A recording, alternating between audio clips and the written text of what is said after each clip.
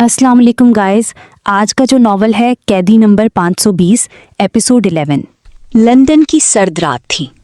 शहर की रोशनियां बारिश के कतरों में चमक रही थीं। सड़कों पर तेज रफ्तार गाड़ियां, दूर से आती सायरन्स की आवाजें और ऊंची इमारतों के दरमियान एक अपार्टमेंट ऐसा भी था जहां कई घंटों से सिर्फ कीबोर्ड की आवाज गूंज रही थी। ये तलहा का अपार्टमेंट था। कमरे में डिम लाइट जल रही थी। डेस्क पर लैपटॉप, बुक्स, फाइल्स और कॉफी मग्स पड़े थे और इन सब के दरमियान तलहा मुसलसल काम में मसरूफ था।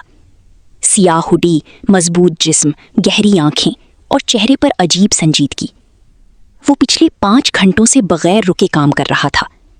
यूनिवर्सिटी से वापस आने के बाद उसने ना प्रॉपरली खाना खाया, ना आराम किया, बस सीधा लैपटॉप के सामने बैठ गया। स्क्रीन की रोशनी उसके चेहरे पर पड़ रही थी। आंखों में थकन थी, मगर फोकस ऐसा जैसे पूरी दुनिया गायब हो। फोन बार बार वाइब्रेट हो रहा था। दोस्तों के मैसेजेस, ब्रो जिम नहीं आ रहा, अलाइव हो, कल मीटिंग याद है। मगर तलहा ने एक मैसेज तक नहीं खोला। उसे जब काम शुरू होता तो आसपास की दुनिया याद नहीं रहती थी। वो उन्हीं लोगों में से था जो ख्वाब भी डिसिप्लिन से देखते हैं। सुबह यूनिवर्सिटी, फिर जिम, फिर फ्रीलांस प्रोजेक्ट्स, फिर रात भर स्टडी। लंदन की कई लड़कियां उसकी पर्सनालिटी की दीवानी थीं। जिम में अक्सर लोग उससे बात करने की कोशिश करते, मगर तलहा हमेशा डिस्टेंस रखता। ना यूजलेस फ्रेंडशिप्स, ना पार्टीज, ना टाइम पास। उसकी दुनिया सिर्फ 3 चीजें थीं: काम, पढ़ाई और उसके वालिदैन। वो अपने माँ बाप का सबसे फर्माबरदार बेटा था, खास तौर पर अपनी माँ सकीना बीबी के बहुत करीब। दिन में कितनी भी मसरूफियत हो, रात को माँ से बात जरूर करता था। इसी दौरान अचानक फोन रिंग हुआ। स्क्रीन पर लिखा था अब्बू कॉलिंग। तलहा ने फौरन लैपटॉप साइड पर रखा। चेहरे की सख्ती नरम पड़ गई। उसने फौरन कॉल उठाई। अस्सलामु अलैकुम अब्बू। आवाज में अजीब एहतराम और मोहब्बत थी। दूसरी तरफ हाजी नईम की आवाज आई। वालेकुम अस्सलाम बेटा, मसरूफ तो नहीं? तलहा हल्का सा मुस्कुराया। आपके लिए कभी बिजी नहीं होता अब्बू, खैरियत है? हाजी नईम चंद लम्हे खामोश रहे, जैसे बात शुरू करने से पहले अल्फाज सोच रही हूं। बेटा, मुझे तुमसे एक जरूरी बात करनी थी। तलहा फौरन सीधा होकर बैठ गया। जी अब्बू, सब ठीक है ना? कोई परेशानी वाली बात तो नहीं? हाजी नईम ने गहरी सांस ली। मेरा एक पुराना दोस्त है, रफीक, आज घर आया था। बेटा बहुत टूटा हुआ था। तलहा खामोशी से सुनता रहा। उसकी बेटी कुछ गलत लोगों के हाथ लग गई। वो लोग उसे लंदन ले आए और अब पुलिस कह रही है शायद लंदन पुलिस ने उसे पकड़ लिया है। तलहा की नजरें आहिस्ता आहिस्ता सीरियस हो गईं। हाजी नईम की आवाज उदास हो गई। बेटा, वो बाप बहुत परेशान है। उसकी हालत देखी नहीं जा रही थी। मैं चाहता हूं तुम जरा पता करो। तलहा कुछ लम्हे खामोश रहा। उसके जहन में फौरन यही ख्याल आया, अगर पुलिस ने पकड़ा है तो कुछ किया होगा, क्योंकि उसकी नजर में लॉ आसानी से किसी को नहीं पकड़ता था। मगर उसने ये बात जबान पर नहीं लाई, सिर्फ आहिस्ता से बोला, अब्बू जान, कभी कभी लोग खुद भी गलत कंपनी में चले जाते हैं। हाजी नईम फौरन बोले, हो सकता है, लेकिन रफीक कहता है उसकी बेटी मासूम है। और बेटा, एक बाप झूठ नहीं बोल रहा था। ये सुनकर तलहा खामोश हो गया। वो जानता था उसके अब्बू लोगों को पहचानते हैं। अगर वो किसी के लिए सॉफ्ट हो रहे हैं तो बात सीरियस है। तलहा ने आखिरकार आहिस्ता से कहा, ठीक है अब्बू, मैं देखता हूं। आजकल बहुत काम में फंसा हुआ हूं, लेकिन जैसे ही थोड़ा वक्त मिला इन्फॉर्मेशन निकालूंगा। हाजी नईम के चेहरे पर सुकून आ गया। अल्लाह तुम्हें खुश रखे बेटा, मुझे पता था तुम इनकार नहीं करोगे। तलहा हल्का सा मुस्कुराया। आप दुआ करें बस, सब ठीक हो जाएगा। फोन बंद हो गया। रूम में दोबारा खामोशी छा गई, मगर इस बार तलहा की तवज्जो लैपटॉप पर नहीं थी। उसके जहन में एक ही सवाल घूम रहा था, वो लड़की वाकई बेगुनाह है या सिर्फ एक और क्रिमिनल? लंदन की सर्द जेल में वक्त बहुत आहिस्ता गुजरता था। हर दिन एक जैसा लगता। लोहे के दरवाजे, गार्ड्स की सख्त आवाजें, कैदी औरतों की लड़ाइयाँ और लंबी खामोश रातें। मगर इन्हीं अंधेरों के दरमियान नवाल की जिंदगी में एक छोटी सी रोशनी आ चुकी थी। लौरा। शुरू में सिर्फ चंद बातें थीं, फिर साथ काम करना, फिर एक दूसरे का इंतजार, और आहिस्ता आहिस्ता दोनों की दोस्ती बहुत गहरी हो गई। अब जेल में अगर नवाल किसी के साथ दिखाई देती तो वो लौरा होती। लॉन्ड्री रूम में साथ, किचन ड्यूटी में साथ और खाने के वक्त भी साथ। लौरा की आदत थी कि वो हर वक्त बोलती रहती, कभी गार्ड्स का मजाक, कभी दूसरे प्रिजनर्स की बातें और कभी अपनी अजीब फैमिली स्टोरीज, जबकि नवाल ज्यादातर खामोश रहती। मगर अब लौरा के साथ वो हल्का सा मुस्कुरा भी लेती थी। एक दिन विजिटेशन टाइम पर लौरा की माँ आई। महंगे कपड़े, तेज परफ्यूम, हाथों में शॉपिंग बैग्स। वो हमेशा की तरह बहुत सारा खाना और स्नैक्स लेकर आई थी। Chocolates, burgers, chips, cold drinks. Jail की औरतें हसरत से देख रही थीं। लौरा बेफिक्री से सारा सामान उठाकर वापस आई। जैसे ही सेल में दाखिल हुई, उसने फौरन बैग्स नवाल के सामने रख दिए। कम ऑन, ईट। नवाल फौरन घबरा गई। नहीं, ये तुम्हारा है। लौरा ने आंखें घुमाई। ओ गॉड, अगेन। फिर उसने जबरदस्ती बर्गर नवाल के हाथ में दे दिया। Friends share food. नवाल चंद लम्हे उसे देखती रही, फिर आहिस्ता से ले लिया। कई महीनों बाद उसने इतना अच्छा खाना खाया था। उसकी आंखें नम हो गईं। Thank you. लौरा हंस पड़ी। You are too emotional 520। अब दोनों अक्सर एक साथ खाना खाती, एक साथ काम करती और रात को देर तक बातें भी करती।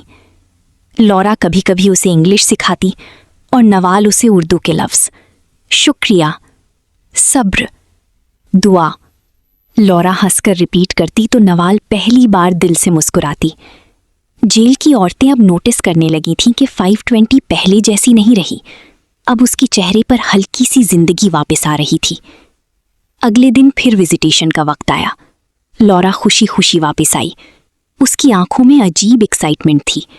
Guess what? नवाल चौंक कर उसे देखने लगी। My mom is taking me out for 1 week. Nawal की आंखों में हैरत आ गई। तुम बाहर जा रही हो? लौरा ने हंसते हुए सर हिलाया। या स्पेशल परमिशन। फिर अचानक वो सीरियस हो गई। वो नवाल के करीब बैठी। लिसन, मैं बाहर जाकर तुम्हारे बारे में पता करूंगी।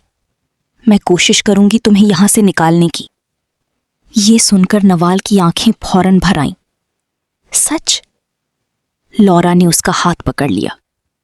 I promise. तुम यहां बिलोंग नहीं करती। नवाल के होंठ कांपने लगे। कई महीनों बाद किसी ने पहली बार उसे उम्मीद दी थी। इसी रात लाइट्स बंद होने के बाद नवाल अपने सेल के कोने में नमाज पढ़ रही थी। सर्द फर्श पर सजदे में झुकी वो बहुत देर तक रोती रही। या अल्लाह, मैंने इस जेल में बहुत खौफनाक वक्त देखा है। बहुत दर्द, बहुत जिल्लत। उसके आंसू फर्श पर गिर रहे थे। लेकिन तूने हर बार मुझे संभाल लिया। जब मैं भूखी थी तो तूने रिस्क दिया। जब मैं अकेली थी तो तूने लौरा को भेज दिया। और अब? उसकी आवाज टूट गई। बस मुझे इस जालिम कैद से निकाल दे। मुझे मेरे अब्बू के पास वापस भेज दे। पता नहीं वो कैसे होंगे। वो दवा वक्त पर लेते भी होंगे या नहीं। नवाल रोती रोती सजदे में गिर गई। लंदन की सर्द रात में एक बेगुनाह लड़की अब भी उम्मीद के सहारे जिंदा थी। रावलपिंडी के उस छोटे से मोहल्ले में अब नवाल की घर की खामोशी सब महसूस करने लगे थे। पहले उस घर से नवाल की हंसी की आवाज आती थी, सुबह उसके बर्तन रखने की आवाज, और शाम को अपने अब्बू के लिए चाय बनाते हुए उसकी बातें। मगर अब वहां सिर्फ खामोशी थी। नवाल के अब्बू दिन ब दिन बदलते जा रहे थे। बीमारी ने पहले ही जिस्म कमजोर कर दिया था और अब बेटी की जुदाई ने दिल भी तोड़ दिया था। वो पहले से ज्यादा वक्त मस्जिद में गुजारने लगी थी। फजर से पहली मस्जिद, फिर जोहर की बाद भी मस्जिद, اور عشاء کے بعد بھی کافی دیر تک وہیں بیٹھے رہتے۔ محلے والی اکثر انہیں مسجد کے ایک ہی کونے میں بیٹھا دیکھتی۔ ہاتھ میں تسبیح، نم آنکھیں اور ہونٹوں پر مسلسل دعا۔ ایک دن عصر کی نماز کے بعد وہ مسجد کے کونے میں بیٹھے تھے۔ بارش کے بعد ٹھنڈی ہوا اندر آ رہی تھی۔ انہوں نے دونوں ہاتھ دعا کے لیے اٹھائے۔ یا اللہ، میری نوال کی حفاظت فرما، وہ بہت معصوم ہے مولا، اسے دنیا کے برے لوگ نہیں پتا۔ ان کی آواز بھرانے لگی۔ یا اللہ، اگر وہ کسی مشکل میں ہے تو اس کی مدد فرما، اگر وہ بھوکی ہے تو اسے رزق دے، اگر وہ رو رہی ہے تو اسے صبر دے۔ ان کی آنکھوں سے آنسو مسلسل گر رہے تھے۔ قریب بیٹھے چند نمازی خاموشی سے انہیں دیکھ رہے تھے۔ ایک باپ مکمل ٹوٹ چکا تھا۔ انہوں نے دوبارہ دعا مانگی۔ یا اللہ، نائم کے بیٹے کو میری بچی تک پہنچا دے، وہ اسے ڈھونڈ لے مولا، بس ایک بار میری نوال کی خبر مل جائے۔ ان کی ہاتھ کانپ رہے تھے۔ میں ہر درد برداشت کر لوں گا، بس میری بیٹی صحیح سلامت واپس آ جائے۔ نماز کے بعد بھی وہ کافی دیر مسجد میں بیٹھے رہے۔ کبھی تسبیح پڑھتے، کبھی دروازے کی طرف خالی نظروں سے دیکھتے۔ امام صاحب ان کے قریب آئے۔ بھائی صبر کریں، اللہ بہتر کرے گا۔ نوال کے ابو کی آنکھیں بھر آئی۔ مولانا صاحب، باپ کے لیے سب سے بڑی سزا اولاد کی جدائی ہوتی ہے۔ مجھے ہر وقت یہی ڈر لگتا ہے کہ کہیں میری بچی اکیلی نہ رو رہی ہو۔ یہ کہتے کہتے ان کی ہچکی بندھ گئی۔ اسی وقت دوسری طرف لندن کی سرد جیل میں نوال بھی سجدے میں تھی۔ یا اللہ، میرے ابو کو صبر دینا، انہیں کہنا میں زندہ ہوں، مگر دونوں ایک دوسرے کی آواز سن نہیں سکتے تھے۔ ایک باپ مسجد میں رو رہا تھا اور ایک بیٹی جیل میں۔ لندن کی سرد جیل میں دن پہلے جیسی نہیں رہی تھی۔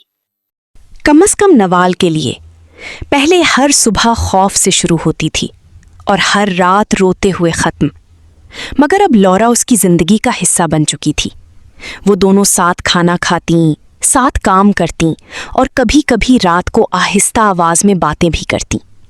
لورا کی موجودگی سے نوال کو پہلی بار محسوس ہوا تھا کہ شاید وہ اس دنیا میں مکمل اکیلی نہیں، مگر اس سکون کے باوجود ایک خوف ہر وقت اس کے دل کے اندر زندہ رہتا تھا۔ اگر لورا چلی گئیں تو؟ یہ سوال اسے ہر وقت ڈراتا رہتا۔ وہ جب بھی لورا کو ہنستے دیکھتی، دل کے اندر عجیب سا درد اٹھتا۔ یہ ایک دن یہاں سے چلی جائے گی، پھر میرا کیا ہوگا؟ مگر وہ کبھی یہ بات لورا کو نہیں بتاتی تھی، کیونکہ وہ جانتی تھی لورا کے سامنے کمزور پڑتے ہی وہ خود بھی ٹوٹ جائے گی۔ اس رات جیل غیر معمولی طور پر خاموش تھی۔ بیشتر قیدی اپنے سیلز میں تھیں۔ کوریڈور میں صرف گارڈز کے قدموں کی آواز گونج رہی تھی۔ نوال اور لورا لانڈری روم کے قریب فلور صاف کر رہی تھیں۔ لورا حسب عادت بولے جا رہی تھی، جب میں باہر جاؤں گی نا، سب سے پہلے برگر کھاؤں گی۔ نوال ہلکا سا مسکرائی۔ تمہیں ہر وقت کھانے کی فکر کیوں ہوتی ہے؟ لورا ہنس پڑی۔ Because jail food is disgusting. کئی مہینوں بعد نوال کے چہرے پر حقیقی مسکراہٹ آئی تھی، مگر اچانک پورے کوریڈور میں ایک خوفناک چیخ گونجی۔ Move away! نوال کے ہاتھ سے موپ فوراً گر گیا۔ اس کے چہرے کا رنگ اڑ گیا۔ وہ آواز، وہ اسے ہزار آوازوں میں بھی پہچان سکتی تھی، ونیسا۔ اگلی ہی لمحے کوریڈور میں شور بڑھ گیا۔ قیدی عورتیں فوراً خاموش ہونے لگیں۔ کچھ اپنی سیلز کی طرف بھاگیں، کچھ نظریں جھکا کر کھڑی ہو گئیں۔ لورا نے حیرت سے ارد گرد دیکھا۔ Damn, what's happening? اسی وقت ونیسا کوریڈور میں داخل ہوئی۔ لمبا قد، سخت چہرہ، تیز سرخ آنکھیں اور غصے سے بھرا انداز۔ وہ گارڈز پر چیخ رہی تھی، I said open that damn door! نوال نے دھیرے سے سر اٹھایا۔ میں ہوں یہاں، تم اکیلی نہیں ہو۔ یہ سن کر نوال مزید رو پڑی۔ اس رات جیل میں دوبارہ خاموشی ہو گئی۔ مگر نوال کے دل میں ونیسا کا خوف پھر زندہ ہو چکا تھا۔